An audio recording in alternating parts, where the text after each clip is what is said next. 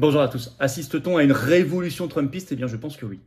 Il se passe énormément de choses dans les couloirs du Congrès américain en ce moment, au moment en parallèle où il y a un procès très tonitruant pour essayer d'accabler Trump et en même temps très politique, très partial. Vous allez voir cela. C'est une révolution trumpiste en cours. Quelques journalistes avisés simplement en France vous en parlent bien, très très rare. Or, ce qui se passe est très important parce que c'est sur les vrais enjeux. La lutte anti-mondialiste, mondialiste. Et on a l'impression que le courant anti-mondialiste de résistance autour de Trump aux États-Unis a voulu passer une vitesse supérieure. Je vais vous expliquer tout ça. C'est important pour nous aussi, Français. Parce que le cœur du mondialisme, il est là-bas. Et que la montée en puissance des anti-mondialistes nous aide dans le combat pour la France libre et notre libération. Le combat qu'on s'emploie, qu'on s'évertue à mener ici, nous patriotes, nous résistants. Je vais vous expliquer de manière très concrète tout ça, vous allez voir, c'est passionnant. N'hésitez pas à partager cette vidéo, à lui donner de la force également en vous abonnant à cette chaîne YouTube. Vous cliquez sur s'abonner en dessous, c'est un clic, c'est gratuit. Ça aide énormément à un meilleur référencement des vidéos d'être abonné à la chaîne plutôt que pas abonné. Ou vous réabonnez si jamais vous avez été désabonné malencontreusement, ça arrive vérifié par YouTube. Voilà, merci à vous, que vous soyez un nouveau venu, bienvenue, ou un ancien sur cette chaîne, bravo encore d'être abonné plutôt que de ne pas être abonné, ça va aider beaucoup à la diffusion de tout cela. Vous savez qu'on se retrouve en direct ce vendredi 6 octobre à 19 h sur cette chaîne, que je prends toutes vos questions directes. Ça va être un très gros direct, vu l'actualité française et mondiale la plus intéressante et explosive qu'on va analyser ensemble. On va parler de la suite des européennes et je prends vos questions. Soyez là à 19 h sur cette chaîne, ramenez du monde ce vendredi 6 octobre. Nos rendez-vous, ça y est, samedi 7 octobre, la très grande manif nationale que nous organisons à Paris pour le Frexit et la sortie de l'OTAN, notre libération, c'est très concret. Sur tous les enjeux actuels, nos libertés. C'est rendez-vous 14 h, place du Palais Royal à Paris ce samedi 7 octobre. Venez, faites venir un drapeau français avec vous. Ça va être extraordinaire, il fera très beau, il y a un monde fou qui est attendu. C'est ouvert aux adhérents et non-adhérents, à tout le monde, bien sûr. Jeudi 12 octobre, là aussi c'est ouvert à tout le monde. Je commence mon tour de France de la liberté par le Var Fréjus. Rendez-vous 19 h, grande réunion publique. On vous offre le verre de l'amitié, on discute ensemble toute la soirée, on échange, ça va être extraordinaire. Participation au Fréjus, 5 € à l'entrée. Il y a un petit formulaire d'inscription pour Fréjus le 12 octobre, 19 h, salle Charles-Denis. Rendez-vous. Il est sous la vidéo en description, ce formulaire. Merci de le remplir.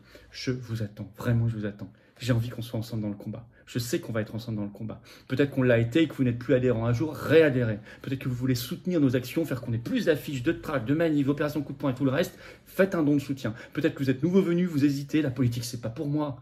Ici, c'est la politique avec un P majuscule. Ça n'a rien à voir avec le marigot, avec la petite politique politicienne des traîtres. Ici, c'est la résistance. Ici, c'est anti-oligarchique. Ici, c'est le patriotisme. Ici, c'est le combat pour la liberté, la souveraineté, la dignité, la paix, notre humanité, notre France qu'on aime tant. C'est ça, les patriotes. Ici, c'est le plus grand mouvement souverainiste français de loin. Alors venez, n'hésitez plus, venez. Ne remettez pas à demain.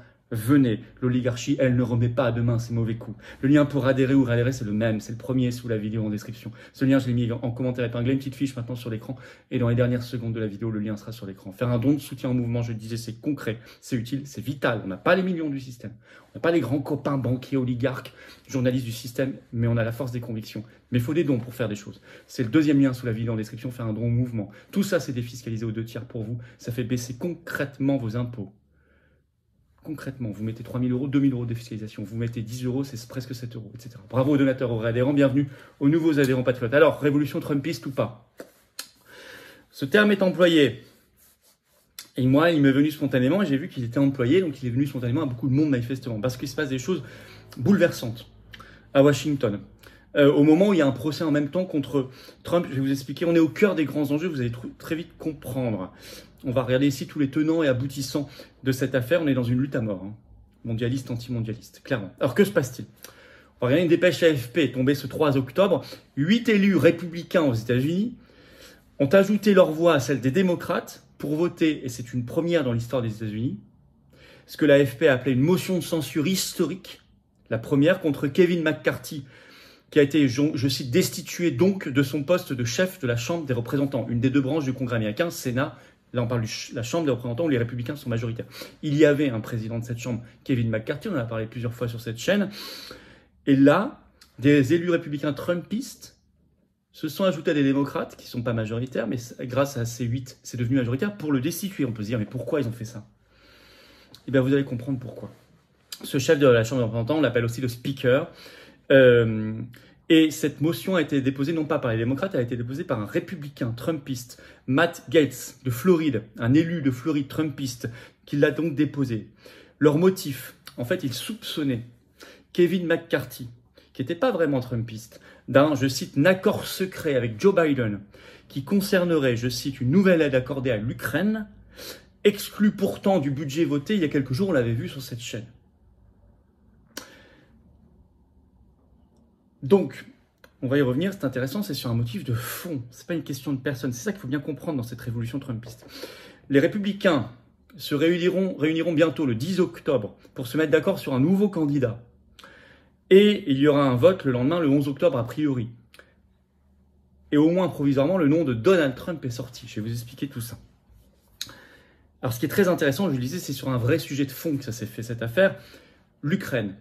Mais l'Ukraine, le soutien au régime de Zelensky ou pas, etc., donc l'entretien de la guerre ou pas, derrière cela, vous comprenez bien les enjeux mondialistes. Le vrai enjeu derrière, c'est l'agenda OTAN 2030 ou pas. C'est l'agenda Troisième Guerre mondiale ou pas.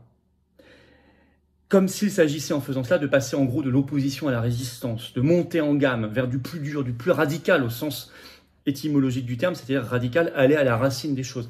C'est ça que ça signifie, ce qui s'est passé, ce renversement historique, une première, cette révolution trumpiste. C'est qu'on décide d'aller, non pas, on se bat pas sur des questions de personnes comme on le voit tout le temps en France, question d'ego, on est allé sur du fond et au cœur de l'agenda mondialiste, qu'on a percuté. D'ailleurs, la première mesure très forte qui a été prise, là, juste après cette motion de censure, elle est forte, elle est symbolique de la lutte contre l'État profond. En effet, Patrick McHenry, qui est président par intérim de la Chambre, a immédiatement, dans les 2 heures après cette motion de censure, c'est peut-être sa première mesure, il a envoyé un courriel, un mail à Nancy Pelosi, une figure démocrate bideniste de l'État profond américain depuis des décennies, soupçonnée d'énormément de corruption, mêlée dans toutes les affaires, le marigot de l'État profond, qui elle-même a été présidente de la Chambre des représentants, et qui lui a donné ce mail, lui a donné 24 heures pour dégager du Capitole, pour rendre son bureau et toutes ses affaires. Et d'ailleurs, sur place, CNN et New York Times ont constaté qu'effectivement, ses employés faisaient les cartons et qu'elle est en train de partir. Elle a déménagé, elle a respecté, elle n'a pas eu le choix. Ainsi d'ailleurs que son adjoint historique, Steri Hoyer, qui lui aussi a été prié de partir dans les 24 heures. Vous savez, c'est pas simplement une question symbolique, rendre un bureau ou pas. Mettre dehors Nancy Pelosi, c'est très puissant. D'ailleurs, ça fait énormément couler d'encre dans la presse conformiste américaine qui s'en est émue, qui s'en est choquée. Mais parce que le symbole était volontairement fait pour frapper les esprits. Alors, est-ce que Donald Trump pourrait lui-même devenir président de la Chambre, au moins par intérim? Mais écoutez, selon l'article de Fox News du 4 octobre, Donald Trump a confirmé, je le cite, il dit « Tant de gens m'ont posé des questions à ce sujet », a-t-il déclaré aux journalistes. Il a déjà reçu des soutiens d'élus républicains qui en appellent à cela, comme par exemple Taylor Greene. Alors vous allez voir pour quelle raison, je vais vous le citer, c'est dans l'article de Fox News, un extrait. « Le seul candidat au poste de président que je soutiens actuellement est le président Donald Trump », a ajouté Greene. Il mettra fin à la guerre en Ukraine, il sécurisera la frontière, il armera le gouvernement politiquement, il rendra l'Amérique à nouveau indépendante en matière énergétique, il adoptera mon projet de loi visant à mettre fin aux chirurgies transgenres chez les enfants, à éloigner les hommes des sports féminins, ça c'est tout ce qui est wokisme et tout, il soutiendra nos forces armées, notre police et bien plus encore. Vous voyez un agenda, et là on est sur du fond, hein. Je vous ai lu exprès pour que vous voyez qu'on est sur des questions de fond et pas de personne, c'est très important. Le Point, d'ailleurs, même la presse française est obligée de reprendre cette information sur Trump. Le Point, le 5 octobre, a fait un article. Donald Trump, prochain président de la Chambre des représentants. Alors, il faut savoir, subtilité juridique, vous direz, mais il n'est pas élu à la Chambre des représentants, comment il pourrait être président? Oui, ça c'est un raisonnement français, mais aux États-Unis, il n'est pas nécessaire d'être élu de la Chambre pour pouvoir être président de cette Chambre. C'est comme ça. Alors, d'ailleurs, on va plus loin maintenant, puisque à Fox News, ce 5 octobre, Trump a déclaré qu'il pourrait accepter la fonction pour une courte période, a-t-il dit, peut-être 30, 60, 90 jours, le temps qu'il trouve un candidat, que son parti trouve un candidat qui fasse l'unanimité. À suivre. En tout cas, ça déménagerait. Le voir là-bas, siéger, animer des choses, lancer des commissions d'enquête, ça déménagerait. Pendant ce temps-là, il est par ailleurs candidat à la présidentielle américaine de 2024, vous le savez. Mais en même temps, il y a une guerre à mort car ouverture d'un procès très politique contre lui, justement. On est vraiment dans un moment de révolution. Alors c'est à New York que ça se passe, du fait d'une plainte au civil pour fraude sur la valeur de ses actifs immobiliers. Il est suspecté par des juges de surévaluation de la valeur de ses actifs immobiliers pour obtenir de meilleures conditions financières. Alors, il a assisté aux 2 premiers jours de ce procès au civil, le 2 et 3 octobre. Il est parti le 4 octobre. Et il a déclaré sur place, c'est rapporté par un article du Monde du 3 octobre, qu'il s'agit pour lui de la plus grande chasse aux sorcières de tous les temps. Et même, étonnamment, ce 3 octobre, la chroniqueuse du très bideniste, du très démocrate Washington Post, a évoqué un possible 2 poids 2 mesures contre Trump. Je vais vous citer un extrait, ça a été repris par Fox News ce 4 octobre. Ruth Marcus, donc cette chroniqueuse et rédactrice associée au Washington Post, a écrit mardi qu'elle craignait que l'ancien président Trump ne soit traité plus sévèrement que tout le monde dans l'affaire de fraude de New York contre lui. L'état de droit ne signifie pas signifie de ne pas permettre à Trump d'échapper à sa responsabilité pénale ou civile pour son comportement. Mais cela implique, ajoute-t-elle, également de ne pas traiter Trump plus durement que quiconque dans des circonstances similaires. Et je crains que ce soit ce qui se passe ici. Elle ajoute, forcer la vente ou toute autre disposition de ces entreprises, comme le juge l'a ordonné la semaine dernière, semble à la fois inutile et indûment punitif, disproportionné par rapport aux infractions soupçonnées. Et je crains que cette conséquence n'ait été accordée à un autre accusé qui s'est livré à une inconduite similaire. Excusez-moi, c'est de la traduction. Je crains, on va traduire, qu'un tel sort ne soit pas réservé à une personne qui aurait fait la même chose, pour parler clairement. Voilà.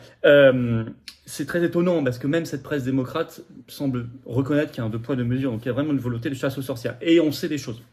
Il y a une juge très politisée dans ce procès. Il y a un autre juge, ça a été révélé par le Daily Wire, qui est un juge qui préside, un des juges présidant le procès civil de Trump, qui a fait jusqu'ici des dons exclusivement aux démocrates, pour $5 000 de dons au Parti démocrate, jamais au Parti républicain. Donc il est complètement partial, et non pas impartial. Il s'appelle Arthur Engoron. Bon, donc on voit bien qu'on est dans un procès extrêmement politique. Bon, c'est extrêmement intéressant tout cela.